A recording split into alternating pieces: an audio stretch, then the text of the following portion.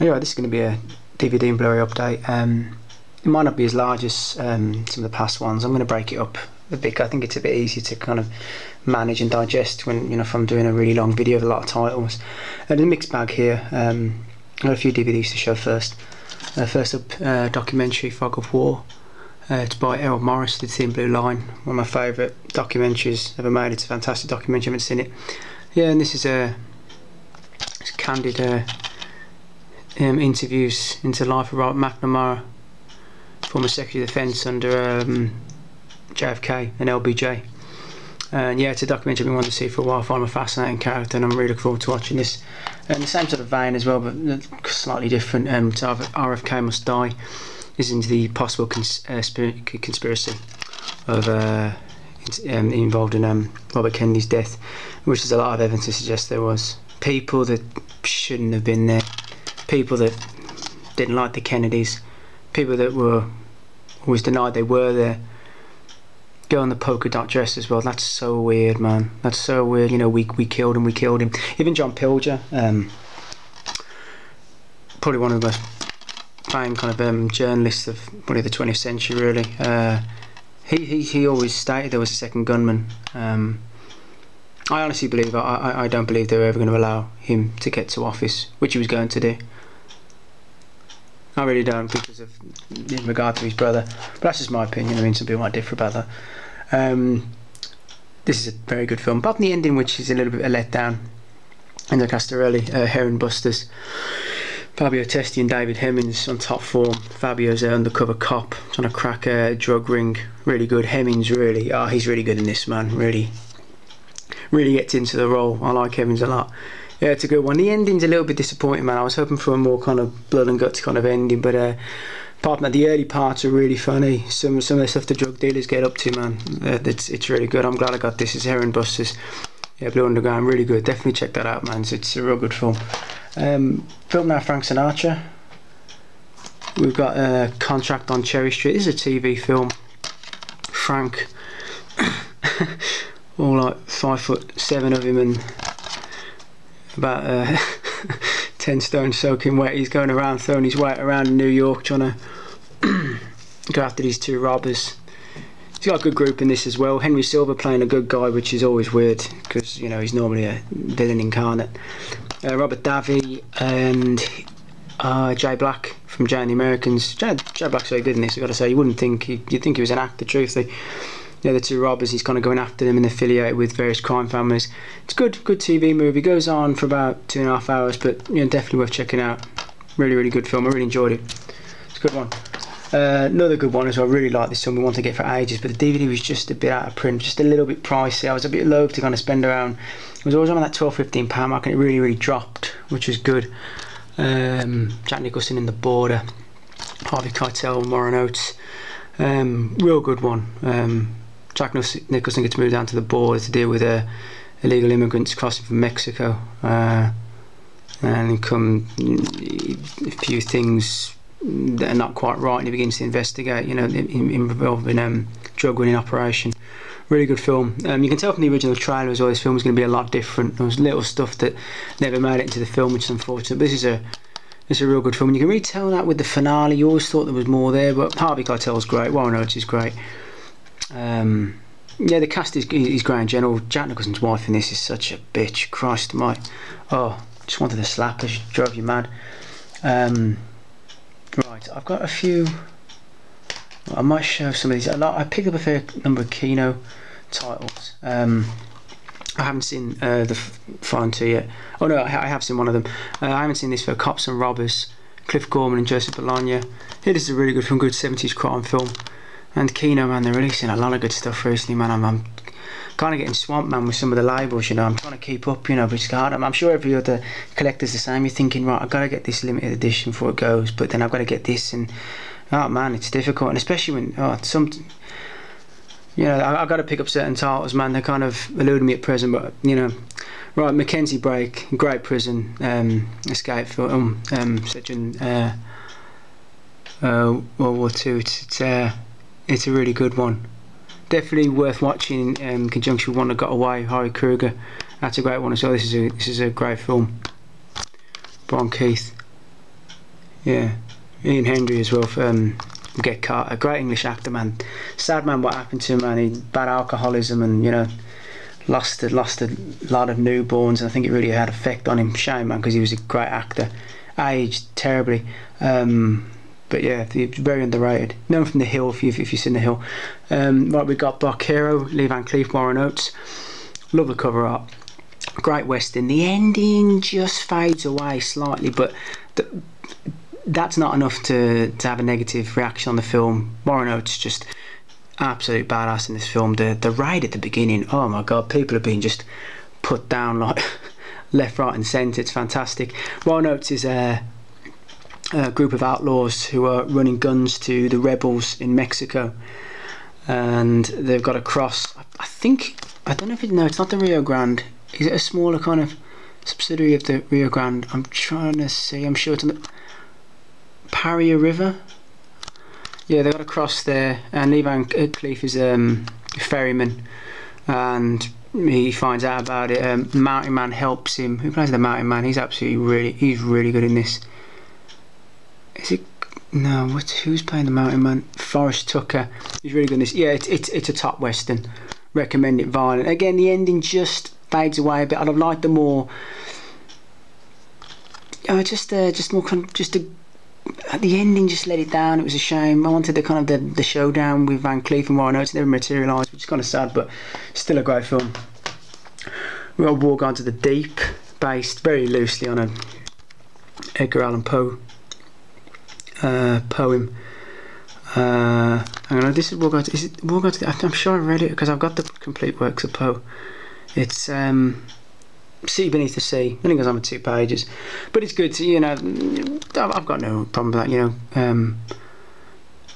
know, just attaching to it to kind of sell the film, and it's pretty good, you know. It's about a civilization, a lot like Lyonesse, sank beneath the sea off Cornwall, and Vincent Price is a former smuggler who's been living down there, not part of the civilization, but he's been down there for around about 120 years. He hasn't aged due to something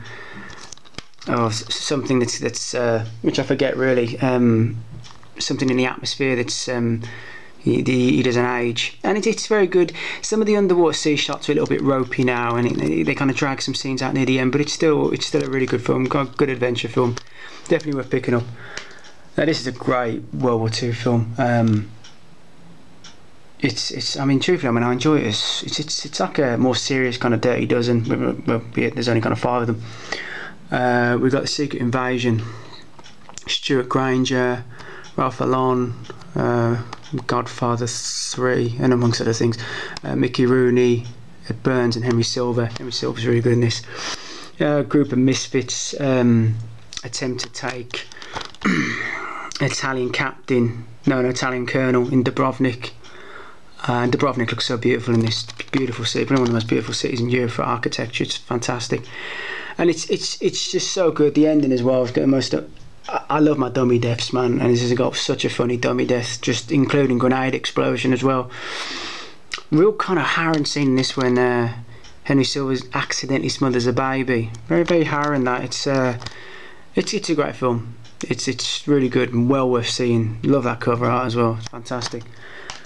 Right, and a film that I think is absolutely just a brilliant film. Blew me away. I can't begin to tell it blew me away, and I kind of got a bit panicky watching it. I can't describe. I think imagining some sort of fallout like this, some involving nuclear weaponry, is always scares me, to be honest. Miracle Mile follows a guy starting a relationship. Agrees to meet the woman, misses out, feels bad, phones her, goes down to a place of work about 3 in the morning, hoping she might arrive, but it's obvious she's not going to. So he picks up the phone outside at a diner. He thinks it's going to be her. It's not. It's a quite hysterical guy. He's calling from Nevada, basically thinking he's talking to his father, saying, "Dad, shot our wad, we've blown our deterrent, we've sent a missile to Russia, and we're expecting a response within an hour and a half." And the film plays off against that with a nuclear weapon heading towards LA. It's such a brilliant film. It's a rough forgotten classic actually. I'd recommend it to anybody. Last time I got panic, you see, it's weird, man. Most horror films, they just go over me. But I remember when I first saw The Kill List as well, I felt like that, particularly in the tunnels. I got quite I don't know, man. I felt really, the film's got an oppressive nature to it. Just thinking of that, that's real fear. That I find that scary the most, just to thinking of something, an event about to happen. You literally can't do anything about it, except wait for the worst. And it's a fantastic film. I'd recommend it to anybody. Right, I also picked up the Magnificent Seven collection. Look, I love all the films. First film's just an all-out classic. Return of Magnificent Seven, not bad. Yul Brynner, you can tell his heart's not really in it, in that one. The 3 and 4 are much better than the second one. It's hard to tell between 3 and 4. I'm really poor, because the third one, George Kennedy, man, he really pulls it off, and he's got a great group as well. Bernie Casey and Joe Don Baker. There's a one-armed ex-Confederate. Real nasty at the end as well, real great. Oh, I can't remember the guy who plays the villain in that. He's really good. He's from the Manitou. Oh, I want to forget his name. I can't remember his name, but he's really good. And the fourth one, that's really nasty. Lee Van Cleef plays the Chris Adams role. Yeah, they're really good, man. And transfers great on them. That's quite cool. I don't Blu-ray anyway, Magnificent 7 in a few different guises, but that is well worth picking up. I picked that up dead cheap as well. I picked up a few catalogue titles as well. Got a lot of these from Amazon. In the Name of the Father, just brilliant film. Daniel Day-Lewis is Jerry Conran. One of the Guildford Four gets put away for a crime he didn't commit. Yeah, it's outstanding film. It really is. It's brilliant. Picked up a few random kind of Ford kind of action. Air Force One, I always find it entertaining. Yeah, it's Gary Oldman. You just can't beat it, man. I love Ford, man. I really do. It just he's always entertaining to me. I just can't help it. That's why I picked up the following as well. Patriot Games. Jack Ryan interrupts Republican group trying to assassinate Queen's nephew. Is the Queen's nephew, and ends up killing Sean Bean's brother, and Sean Bean, Patrick Bergen, end up going after him. It's a real good one, really entertaining. I also picked up Clear and Present Danger, which I prefer to Patriot Games. I think that's the stronger film. Really do, man. I think this is really good. William Dafoe's great in this as well. As is, who are the two? Harris Yulin, always plays a bastard, and Henry Czerny, who I think is a criminally underrated actor. I think his performance in a film called Boys of St. Vincent's, where he plays a paedophile priest, I think that is one of the toughest roles anybody should have to play, and it never really gets mentioned. He's unbelievable in that film. Yeah, and it's really good film. Film I'd never seen. I always saw it as when I used to see adverts where I thought, oh, it's just an erotic thriller about Al Pacino, and it does have some eroticism, but honestly, I think it's one of ours. It's his one of his best performances. Truthfully, I really mean that, because I think he's outstanding in the role. Sea of Love.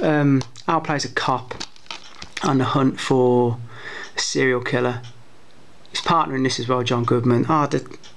The chemistry between those two is just unbelievable, and the cast in general is fantastic. So many faces you'll recognise in smaller roles as the cops. Michael Rooker's also great. Ellen Barkin as the love interest. Could she be a serial killer, or isn't she? Or the script is just unbelievable. It's really good, really witty, clever. It's a great film, and it was Al coming back from the wilderness, really, because the 80s was not a good decade for Al. Yeah, Revolution damn near killed him, sent him into retirement. And that film is, it's bad, man. If you ever seen Revolution, it's truly bad. Really, I mean, because after Scarface, really, Revolution was 85, about 2 years after Scarface. He really wasn't in anything before this. I think he was in sort of basic retirement, but this is, yeah, it's a really good film, and I'd recommend it to anybody. It's really good. Recommend a lot of films in this one.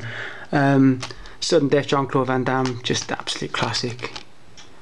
Early Van Damme cannot be beaten like early Seagal. Powers Booth, the villain in this, really good. Now this is just, I consider this easily top 5 of the greatest American action films ever made, albeit directed by Woo. It just won't be beaten. A Hard Target, man. I can watch this film all day. And watching it again recently, I think this film, and this is a big thing for me because I'm a massive Woo fan, and you know I love my Hong Kong cinema. I think it can stand with any Woo Hong Kong film. I know it's a bold statement, and look, I'm not on about Broken Arrow or Hard Target. I'm not Face Off. I'm not a massive fan of those films, but this is absolutely the action. The last half hour is just brilliant, you know. And you know I love Hong Kong Woo, and really, I mean, it probably is just, you know, probably just outside that range. But I mean, Arnold Vosloo, man, is a great villain. It's second villain to Lance Henriksen, who's just always amazing. But it's just a great film as well. Props to Wilfred. Oh God, my glasses. Wilfred Brimley or Brimley. Yeah, Wilfred Brimley. You know him from The Thing. Plays what's his name? Not Doc. Blaine? Is it Blaine? No. What's his? I think so. Oh, the guy with the glasses and the beard from The Thing.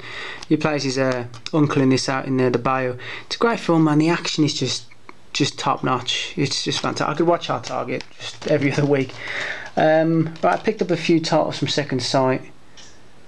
A bit annoyed as well by two of these, because two of these I love these films. In fact, I love all three of these films, and thankfully one of them doesn't disappoint in the area I'm about to discuss. Colours, Sean Penn, Robert Duvall, Hopper directs. LA gang scene, late 80s, in the Crips and Bloods and the White Fence. Great film. Love the film. Good, some deleted scenes as well. No subtitles. Pisses me off. Really pisses me off having no subtitles. And I keep hearing, I see it on certain Blu-ray forums when people making excuses for not having subtitles. And look, man, for me, man, I like subtitles. And I think for some people, not me personally, but some people need subtitles. Put subtitles on the goddamn films, particularly a film like this. And then again, another one of my probably even better Sean Penn performances than that is State of Grace, one of my favourite gangster films, set in Hell's Kitchen. Penn's performance is brilliant. Gary Oldman, I think, Ed Harris is brilliant. Yeah, Gary Oldman, I think, truthfully top 3 best performances of his career in this. And no fucking subtitles. I saw a video by Lylesberg. Oh, is it 71? I think that's his name. I apologise if I got his name wrong, but he was talking about no subtitles on Olive releases, and that pisses me off as well, because a lot of the Wayne catalogue coming through Olive, and a lot of classic films, and they deserve subtitles, and that deserves subtitles. I get really annoyed about that. I can't begin to tell you how annoyed I get. But thankfully, I'm sure this does have subtitles. I'm almost sure this is a Second Sight release in the Mississippi Burning, all that classic film. Hackman's performance is brilliant, and again as well, you know, Brad Dourif and Michael Rooker. Oh, Michael Rooker plays such a bastard in this. I can't. That scene when Gene Hackman just puts him in his place in this is just brilliant. But it's the whole cast, the great ensemble cast. But you know, and it's hard for Defoe, man, you know, playing off Hackman, because you know Hackman's performance is so virtuoso. But you know, he does his best. You know, he tries to keep himself calm throughout. It's a brilliant film. Alan Parker did Angel Heart, Commitments, amongst other things. It's a great film, and thankfully it's got subtitles. I get a bit nitpicky about that, man. I like to have subtitles. Right, this is my first 88 film title, I think. Do I have any more? I don't think I do. I think I got a few more coming. I had to pick this up because I love the film. Alberto Bava's best film, says Tarantino. I don't really care what Tarantino's got to say, to be honest. But yeah, it's Blast Fighter. Just such a crazy, brilliant film. George Eastman stars in this as well, who's always entertaining. Mixture of First Blood, Delivering Some Comfort. Yeah, it's just so crazy, man. Former cop moves out. He's down. I think he's a cop in Atlanta. He moves out to the. I'm not sure. Does he go to? It's Alabama. He goes to. I think he goes to the outskirts of Alabama. Begin as well seeing these hunters just indiscriminately blowing apart deer. He takes in this baby deer, man. He then comes back to his car and its throat cut, and that begins the one of many fights. with the local inbred population. The ending, man, is so crazy of this. I mean, after I won't say what the catalyst is, but I mean, we're talking arms, bodies exploding, limbs coming off. It's just an absolute, just all out classic. Just stick it on. You won't be, you won't be disappointed, man. It's a top film, blast fighter. I picked up a few hour releases. I'll show this first. I finished this. I watched this over 2 nights. I was kind of busy, but it's brilliant. Just such a very Herzogian. Really reminded me of Werner Herzog, the style of it, and yeah, it's a brilliant film. The director dying as well, and before the film's completion. It's Hard to Be a God. Alexei German. Brilliant cover art as well. Based on a book in the 60s. It's about Russian scientists visiting a distant planet called Akana. And it's stuck within the medieval, going into maybe early Renaissance, early-ish part, because Renaissance hasn't really hit yet. Probably going to have more early to mid to late medieval, and they've almost become the nobility. And the main character is he's seen as the son of a pagan god. And the film kind of descends into various scenes of utter kind of craziness. You see the characters slowly begin to unravel. Very violent in places, very funny in places as well, very grotesque in places. There's some scenes that definitely people would oh man, there are some scenes that definitely just very deranged. The narrative kind of goes all over the place at times, but it's the film's intention. You can see a lot of like metaphorical kind of questions towards capitalism, communism, particularly when the book was kind of written. I know it takes certain liberties with the book, but it's an absolute. It really is. It's a crazed masterpiece, and it's intentionally crazed, if you know what I mean. It's not just. It's a film that you should just abandon everything and just immerse yourself with the film. It's a real breathtaking piece of work. I enjoyed it immensely. It goes on for around 3 hours, but I gotta be honest, man. I mean, I really found the time kind of passing by. I thought the lead as well is just absolutely magnificent. It's crazy, mate. It's so crazy, but wonderfully crazy. It's wonderfully demented. It really is. I really do. I consider it as a real modern masterpiece. Some people won't. It won't be for everybody, but you know, if you want to watch something truly different, definitely watch this. Hard to Be a God. It's fantastic. Another Avatar, which I absolutely love. Really do. Love Neville Brand so much. Legitimate badass in real life. World War II hero. Eaten alive. Love that cover art. Oh God, I remember people normally on Facebook, you always see with arrow text. God, one that picked the ghastly VHS cover art. Oh God, I'm so glad they didn't choose that. That's the cover art for me. Eaten alive. Not the old the Death Trap kind of cover art. But yeah, Neville Brand is so batshit crazy in this. Own a hotel where he's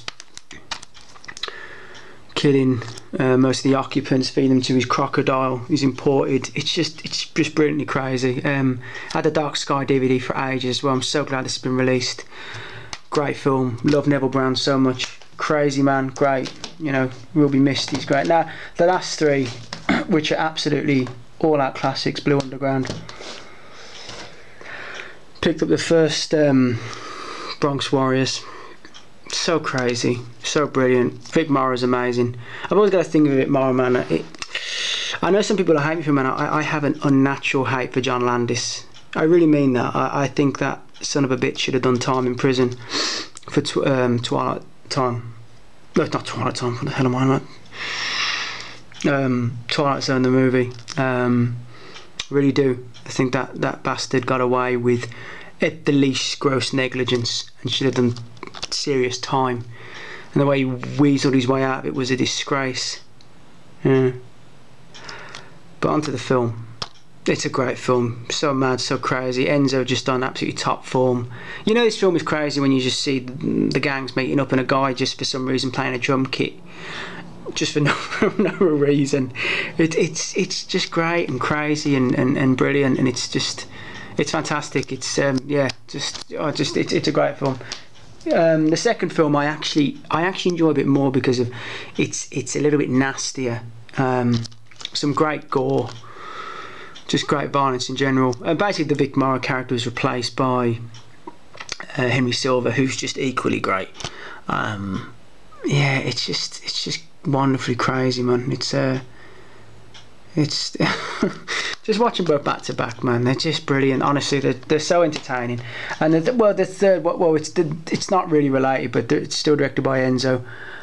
New Barbarians, Post-Apocalyptic Future, the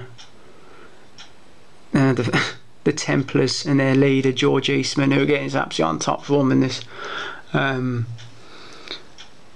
Fred Williamson, I think it's Timothy Brent as well, who just oh man, gets raped by George Eastman, albeit not very graphic. But again, man, there's some brilliant, really some great exploding arrow sequence in this. There's some great gore, great violence. It's just it's crazy as well. If you like the Bronx Warriors or like this, as simple as it's just great film. Yeah, it's a great film. Yeah, this will be the end of the update now. Thanks for watching, thanks for subscribing and commenting, and I'll be back with another video in a few weeks, so cheers.